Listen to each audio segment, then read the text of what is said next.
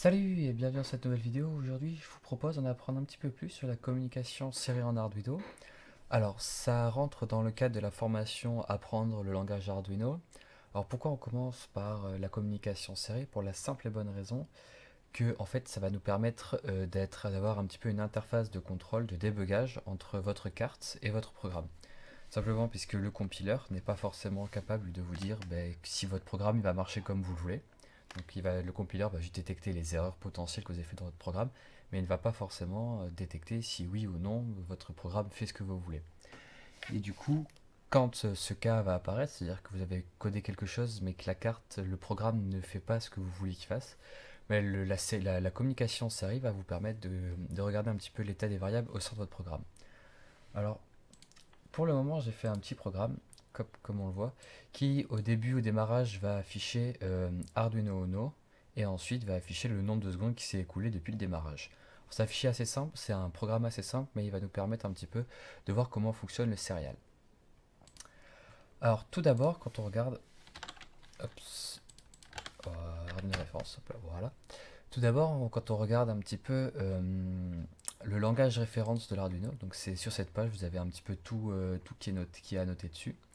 Quand vous regardez, les fonctions qui sont mises à votre disposition, vous allez avoir les fonctions serial, donc dans la communication, et vous allez avoir du coup, quand vous cliquez dessus, vous allez avoir un petit peu tout ce qui est attrait à la série. Donc vous avez quelques exemples, mais pour bien comprendre, on va utiliser, aujourd'hui on va utiliser que quelques fonctions qui sont la fonction print, la fonction println, bon, bien sûr la fonction begin, et la fonction read tout court, pas read, voilà. Donc on va voir un petit peu comment fonctionnent ces fonctions-là, mais tout d'abord on va voir un petit peu la structure de base de l'Arduino, puisque pour ceux qui viennent déjà de C, je vais pas réexpliquer ce que c'est un et, ce que c'est un or, ce que c'est un not, ce que c'est un if, ce que c'est un define, un include, etc. Je pars du principe que vous savez à peu près ce que c'est. Donc je pense que généralement la plupart des gens qui regarderont cette vidéo, qui s'intéressent à Arduino, ont déjà quelques notions dans la programmation et savent plus ou moins ce que c'est un if.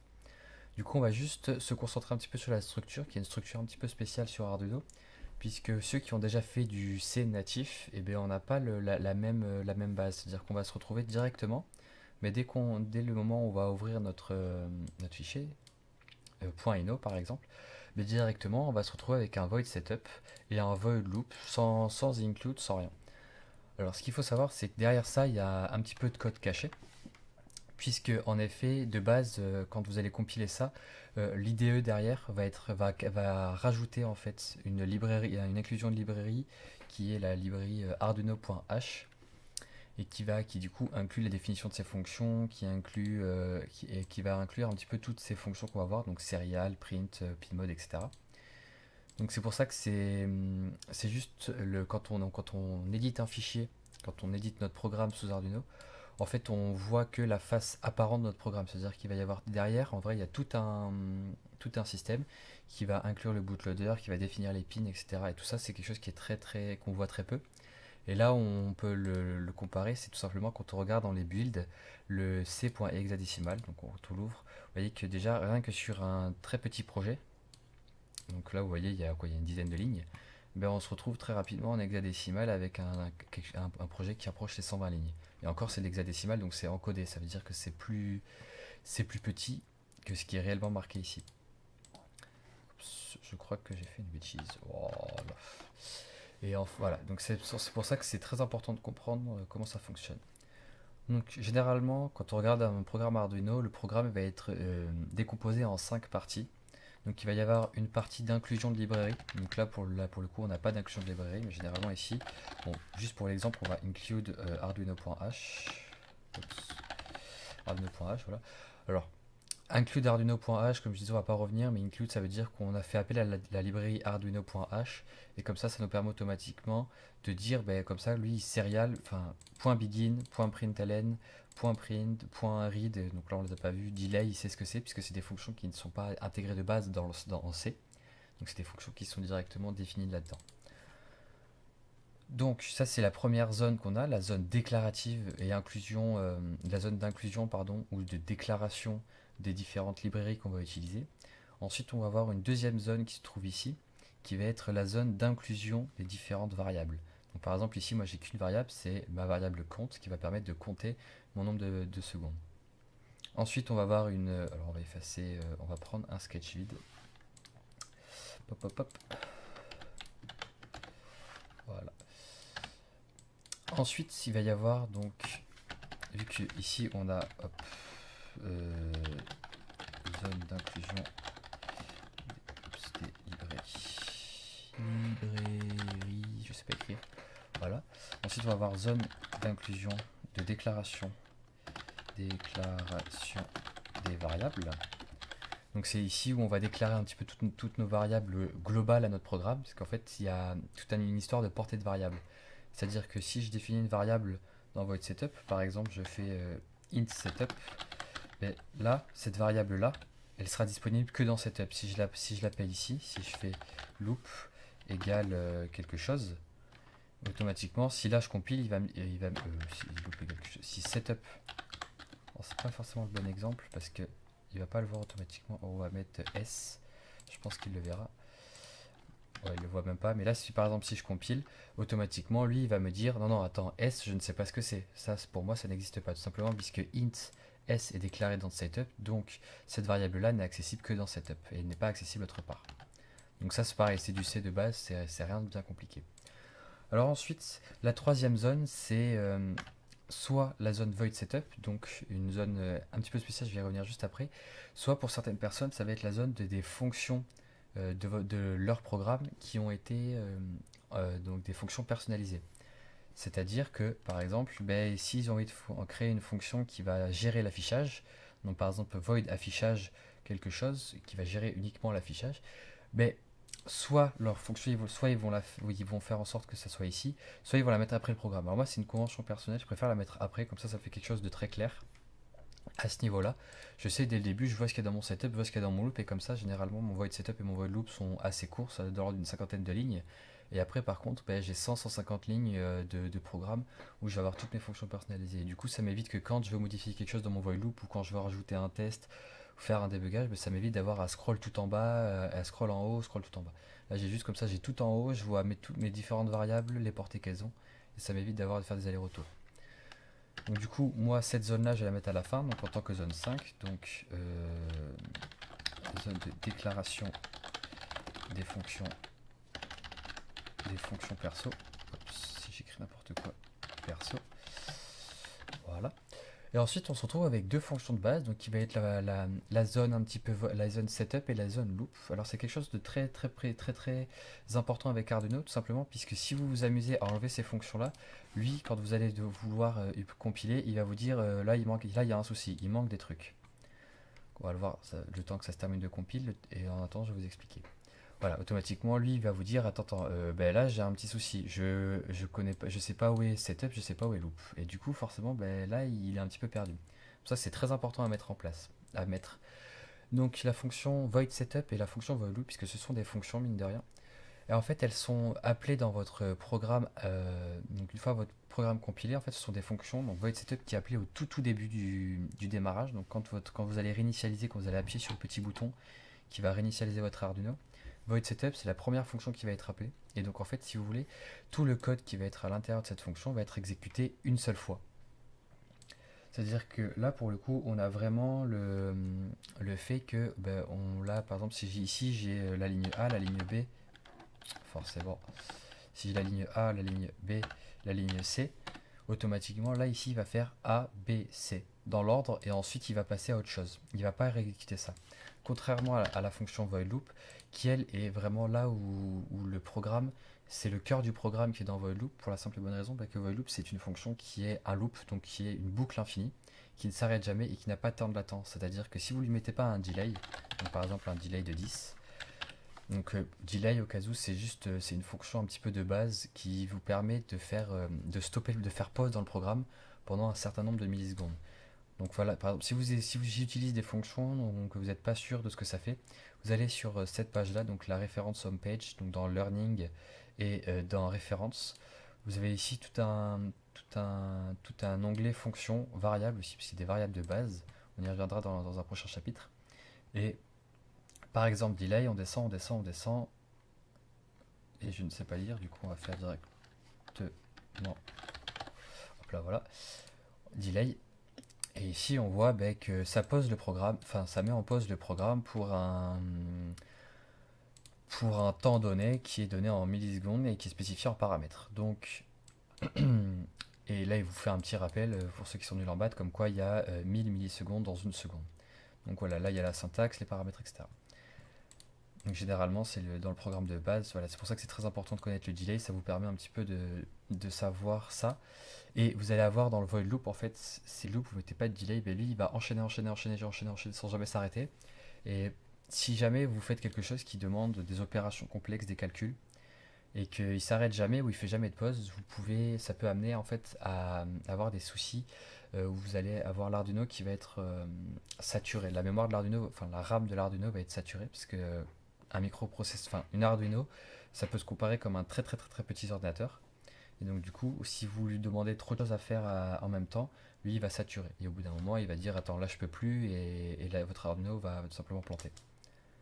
Donc c'est pour ça que c'est important de mettre en place un petit delay à chaque loop, ça évite que le programme se répète indéfiniment sans délai entre chaque opération. Voilà, donc maintenant qu'on a un petit peu vu la structure de base, je vous propose directement de réaliser le programme que j'ai fait juste avant. Donc ce programme, je veux qu'il fasse quoi? Je veux tout simplement que quand je démarre mon Arduino, je veux que j'ai une notification dans ma com série qui s'affiche comme quoi mon programme vient de démarrer et ensuite je veux une variable qui est incrémentée chaque seconde et qui dans la console série me dise voilà depuis combien de temps mon programme a démarré. Donc pour ce faire, tout d'abord on va avoir besoin de déclarer notre série. Donc la série c'est quelque chose qui est déclaré vraiment dans Void Setup. Hop, on va retourner ici et on va chercher serial. Hop hop hop, il est ici. C'est quelque chose, si on regarde, si on est un petit peu bourrin et qu'on regarde le point begin ici, on voit que la syntaxe c'est serial.begin et en paramètre on passe la speed. Alors on va pas passer en second paramètre la config pour la simple et bonne raison que moi j'ai un Arduino Uno et que du coup il n'y a pas de config précise. Ces configs là sont valables pour la méga parce qu'en fait vous avez plusieurs ports série dessus, donc c'est pour savoir sur quel port série vous allez communiquer. Sinon par défaut il communique sur le port serial 8N1 qui correspond au 0 et au 1 du moins sur l'Arduino Uno, et sur la méga je ne saurais pas vous dire. Et on va passer en paramètre la speed. Alors la vitesse, donc la speed c'est tout simplement la vitesse de communication, c'est la vitesse maximale à laquelle on peut transférer des données entre l'Arduino et pour le cas du coup l'ordinateur. Donc comme on le voit ici, on a différentes vitesses et qui sont des baux. Alors les baux c'est quelque chose de très particulier. Ce n'est pas un nombre, c'est pas par exemple un débit internet. Donc par exemple si vous faites un speed test, vous allez avoir votre nombre de mégabits par seconde.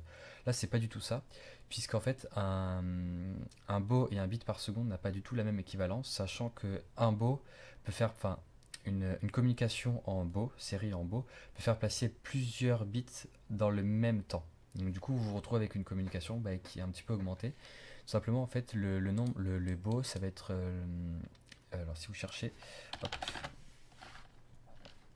Ouais, alors forcément on va wiki info sinon voilà, donc est une mesure voilà, donc c'est un petit peu ce que je vous disais. Donc c'est une mesure de télécommunication, c'est tout simplement le nombre de symboles qui va pouvoir transiter à la seconde. Puisque si vous vous amusez à regarder un petit peu comment c'est fait, donc je vous invite à lire un petit peu le wiki, tout est expliqué. Alors allez sur le wiki anglais, parce que le wiki français n'est pas très documenté encore une fois. Si vous lisez à peu près ce que c'est, vous allez vous rendre compte qu'en fait un bot ça communique pas en 0 ou en 1, mais en fait avec des symboles, et chaque symbole code une partie ou plusieurs parties de votre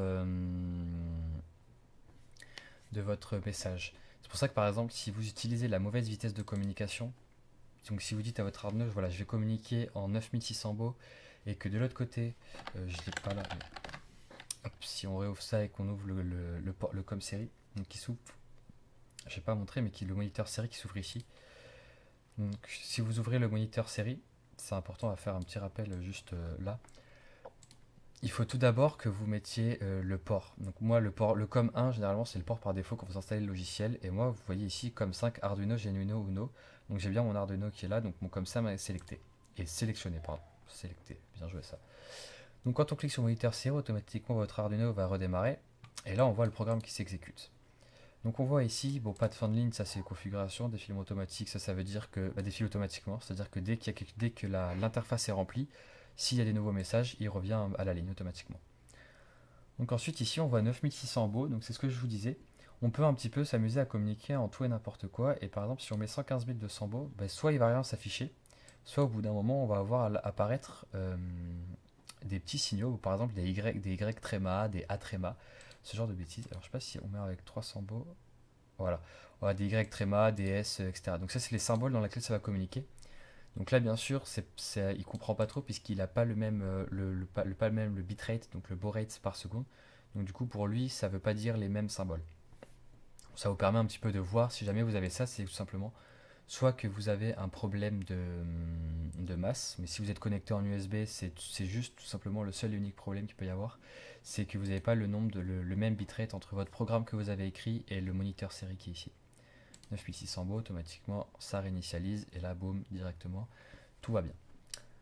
Donc une fois qu'on a un petit peu expliqué comment ça fonctionne, donc le serial.begin c'est en fait la fonction qui va vous permettre de dire que voilà, mon serial je vais le démarrer et que ça va me permettre de dire que voilà, mon serial je le démarre avec un baud rate de 900 beaux par seconde et que ma variable sur laquelle je vais appliquer mes autres fonctions, donc ma fonction .print, .println, .read, etc., elle va s'appeler serial. C'est-à-dire que ici, par exemple, on va écrire serial.begin 9600. Donc ça veut dire que là, je démarre ma serial. Mais ici, mon serial.begin, je peux très bien l'appeler n'importe comment. Je peux l'appeler serial 1 si j'ai plusieurs serial, serial 2, serial 3, etc. Ça ne veut, c'est pas forcément, n'est pas obligé de mettre serial. On met serial parce que comme ça nous permet de nous dire ah oui, serial.print, je sais direct que c'est serial. Par exemple, si jamais vous vous amusez à regarder un petit peu si vous regardez comment fonctionne, oui c'est ça en plus j'ai devant moi, si vous regardez le programme ici, vous voyez qu'ici on a lcd.begin et ici on a lcd.print. Et c'est un petit peu la même syntaxe, et en fait si vous nommez mal ce type de variable là, vous allez vous retrouver avec quelque chose où vous allez avoir par exemple 1.print et l'autre 2.print, et si vous êtes en plein milieu d'une fonction, que vous êtes à 500 lignes, vous n'êtes pas en haut, vous allez vous dire attends mais là je me souviens plus, j'ai fini d'écrire mon programme il y a une semaine, je vais modifier mon 1.print, je ne sais pas si c'est mon LCD, je ne sais pas si c'est mon serial, donc c'est important de bien nommer, comme ça serial quand on est sur Uno, on a l'avantage de si on ne met pas donc en dehors d'inclusion de librairie, puisqu'on peut voir, vous allez voir qu'il y a facilement une augmentation du nombre de ports série que vous avez avec la Uno grâce à certaines librairies. Donc automatiquement, donc par exemple software serial. Ici, si on regarde, automatiquement, on va avoir une seule et unique serial. Et du coup, si on la nomme série, automatiquement, on va pas avoir de soucis avec ça. On va pouvoir se dire, voilà, serial, je sais que c'est ma serial, LCD, je sais que c'est LCD, j'ai plus de soucis. Donc serial.begin, ici, notre série, elle est démarrée. On va pouvoir s'amuser à communiquer. Alors, ce qu'on voulait faire, c'était qu'au au démarrage de notre Arduino, il soit capable de nous dire qu'il vient de démarrer à l'instant. Donc pour ça, on va utiliser la fonction print, hop, qui n'est pas ici, qui est juste ici, pour ouvrir ça en prévision. Donc la fonction print, elle peut prendre plusieurs paramètres, pour la simple et bonne raison qu'en fait on peut écrire avec un petit peu n'importe quoi. C'est-à-dire qu'on peut print en binaire, on peut print sous forme d'octet, sous forme décimale, sous forme hexadécimale, sous forme de caractère, sous forme de string, ainsi de suite, ainsi de suite, ainsi de suite. Alors, il y a la fonction serial.write, mais c'est un petit peu plus particulier, donc je pense que je n'y reviendrai pas sur ce tutoriel-là, puisqu'elle ne nous permet pas de débugger. Là, c'est vraiment quelque chose, un tutoriel sur la fonction serial qui va nous permettre ensuite d'aborder certains trucs et certaines fonctions, pardon, et de facilement pouvoir débugger en cas de problème. Donc nous, on va passer sans paramètres, ce qui veut dire que ici, sans paramètres, il va directement, donc il faut bien mettre des doubles quotes, c'est très important puisque contrairement au PHP ou d'autres langages de programmation, le double quote n'est pas équivalent au simple quote. Le simple quote, ça veut dire qu'on a des caractères, donc on a un char, donc si vous mettez des simples quotes et que vous mettez un mot dedans, automatiquement le programme va vous dire non, non, ça c'est pas possible. Donc il faut bien mettre des doubles quotes, il faut faire super attention à ça quand on écrit une phrase. Donc là je vais dire serial.print, c'est très bien, c'est ce que je veux faire. Donc on va appliquer serial.print. On va appliquer le programme à la lettre et on va lui dire Arduino Uno. Voilà. Hop. Une fois qu'on a ça, ben, on est content, on sait quand notre programme il a démarré. Donc maintenant, ce qu'on voulait faire, on voulait afficher le nombre de secondes depuis le début. Alors pour afficher le nombre de secondes, vu que là ici il va exécuter ça d'un coup et qu'après il va démarrer ici, on va rajouter le delay 1000, donc qui va attendre une seconde ici. Comme ça il va attendre une seconde et on va pouvoir commencer directement à une seconde.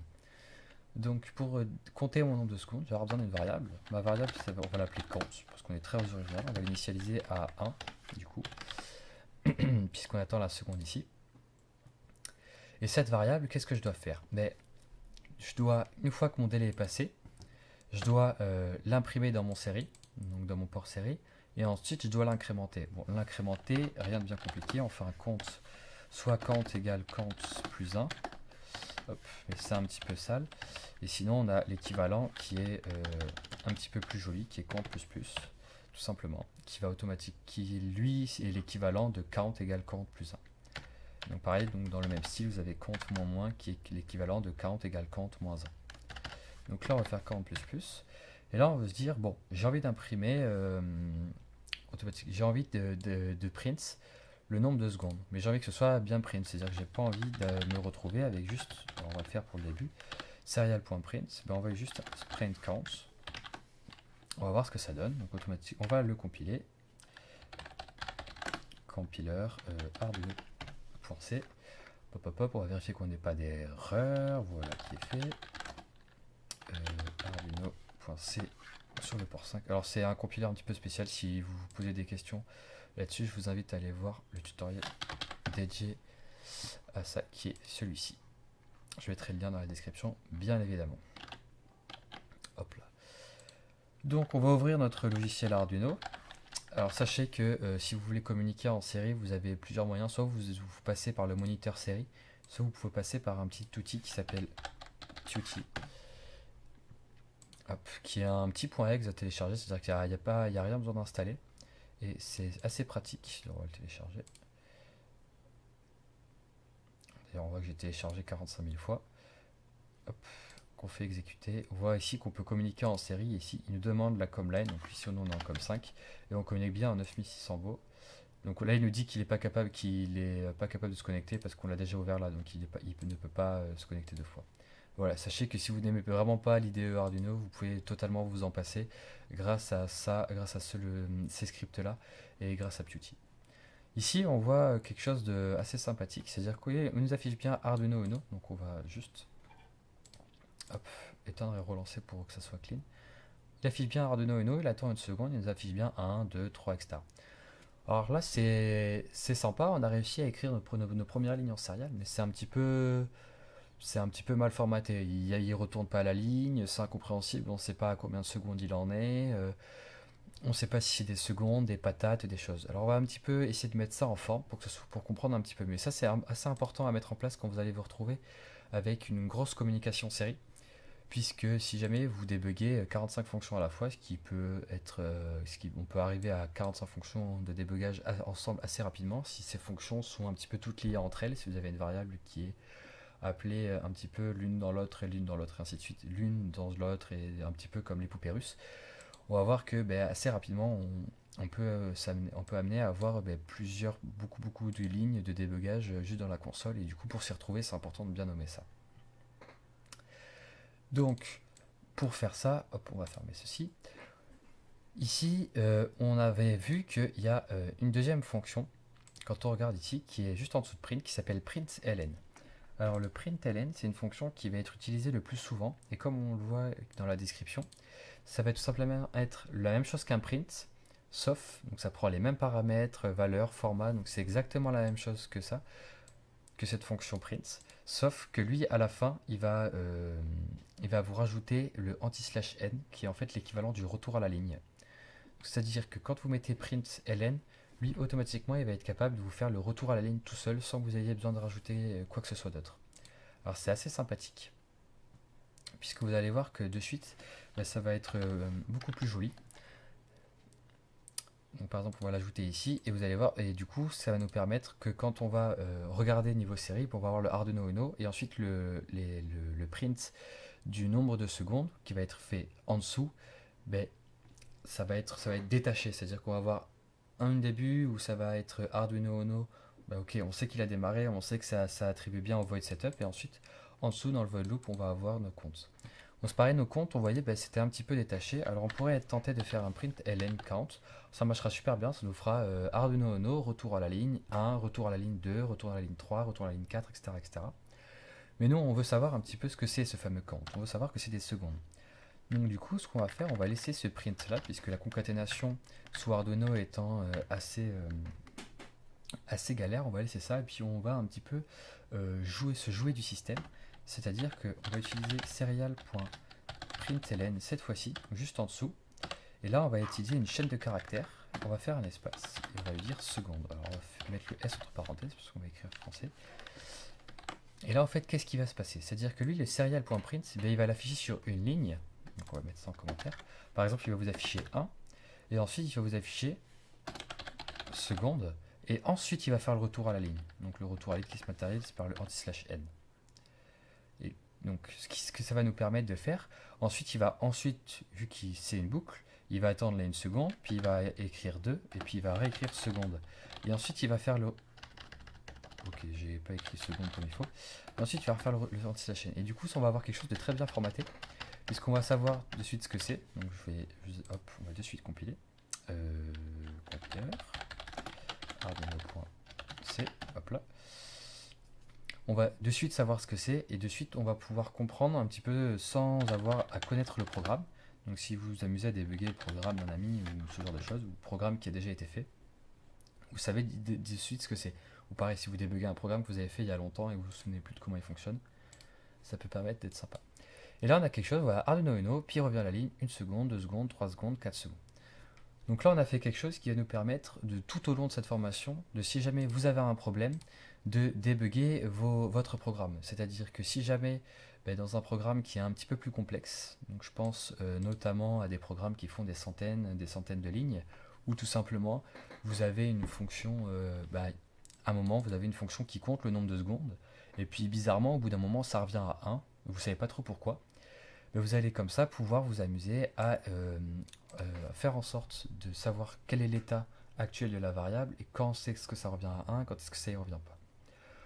Voilà, sur ce, la prochaine fois, nous verrons comment utiliser les fonctions, hop, pas serial, non, mais les fonctions qui nous permettent de contrôler les pins digitales d'une partie, et encore après, nous verrons comment utiliser les fonctions qui nous permettent de contrôler les pins analogiques. Voilà, voilà, j'espère que ça vous a plu.